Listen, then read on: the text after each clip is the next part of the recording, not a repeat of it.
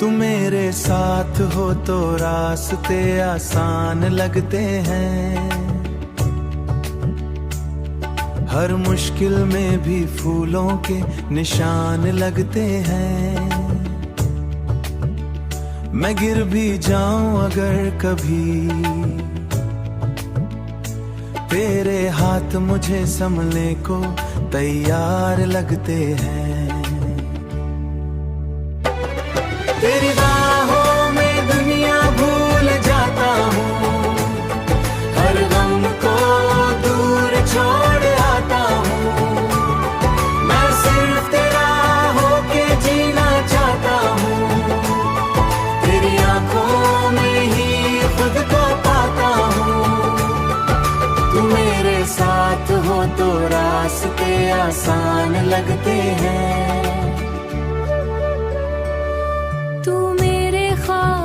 की तस्वीर बन गई है, मेरी जिंदगी की तकदीर बन गई है।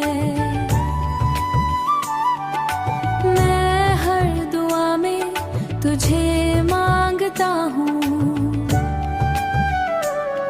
तू मेरी हर खुशी की ताबीर बन गई है। तेरी आवाज मेरे दिल को सुकून देती है, तेरी बात मेरी रूह को छू लेती है। मैं चुप होकर भी तुझे सुनता हूँ, तेरी खामोशी भी मुझसे बात करती है। मेरी दुनिया का हर रंग तुझसे है, मेरी सांसों का हर संग तुझसे है। मैं जो भी हूँ सिर्फ तेरे लिए हूँ, मेरी जिंदगी का हर रंग तुझसे है।